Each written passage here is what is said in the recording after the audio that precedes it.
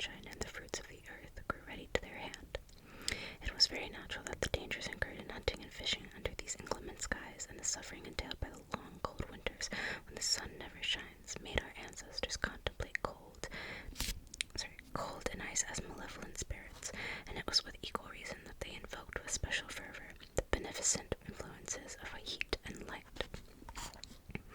When questioned concerning the creation of the world, the northern skalds, or poets, whose songs are preserved in the Eddas and sagas, declared that in the beginning, when there was as yet no earth, nor sea, nor air, when darkness rested over all, there existed a powerful being called All-Father, who they dimly conceived as uncreated as well as unseen, and that whatever he willed came to pass. In the morning of time, a great abyss called Ginunga Gap, the cleft of clefts, the yawning gulf whose depths no eye could fathom, as it was enveloped in perpetual twilight. North of this abode was a space or world known as Niflheim. I hope I'm pronouncing that right. The home of mist and darkness, in the center of which bubbled the exhaustless spring Hvergelmir, the seething cauldron, whose water supplied 12 great streams known as the Elivagar. As the water of these streams flowed swiftly away from its source and encountered the cold blast from the yawning gulf, it so hardened into huge blocks of ice which rolled downward into the immeasurable depths of the great abyss with a continual roar like thunder.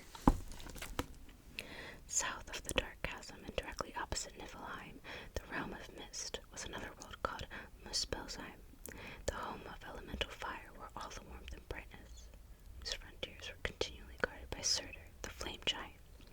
This giant fiercely brandished his flaming sword and continually sent forth great showers of sparks, which fell with a hissing sound upon the ice blocks in the bottom of the abyss, and partly melted them by their heat.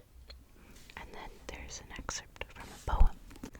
Great Surtur, with his burning sword, southward at Muspel's gate kept ward, and flashes of celestial flame, life-giving, from the fire world came.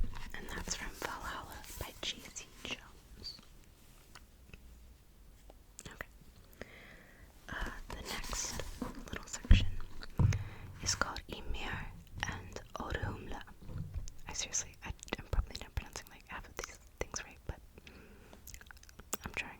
So, as the steam rose in clouds, it again encountered the prevailing cold and was changed into rime or hoarfrost, which, layer by layer, filled up the great central space. Thus, by the continual action of cold and heat, and also probably by the will of the uncreated and unseen, a gigantic creature called Ymir or Orgelmir, which is seething clay, the personification of the frozen ocean, came to life amid the ice blocks in the abyss, and as he was born of rime, he was called Achim Uthers, or Ice Giant. And this is another poem from Saemun's Edda, or maybe Shaman, I don't know. In early times, when Ymir lived, was sand nor sea, nor cooling wave, no earth was found, nor heaven above, one chaos all, and nowhere grass.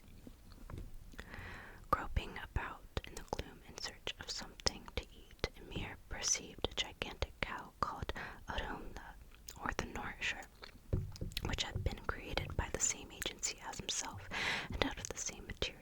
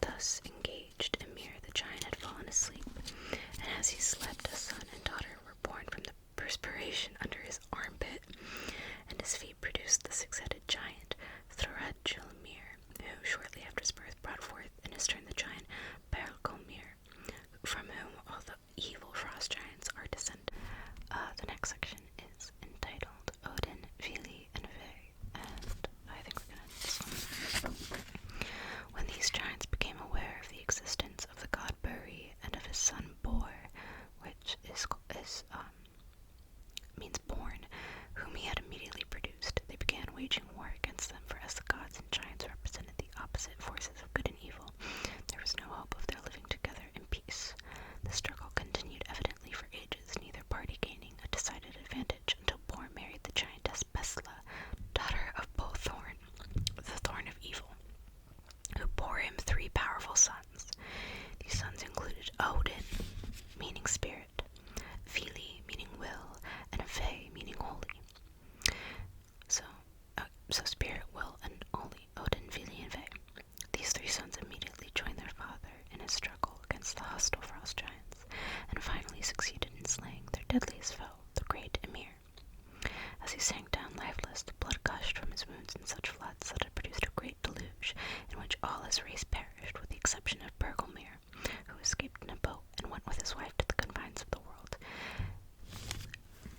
And here's a little excerpt. And all the race of Ymir thou didst drown, save one, Bergelmir. He on shipboard fled, thy deluge, and from him the giants sprang. And that's from Balder Dead by Matthew Arnold.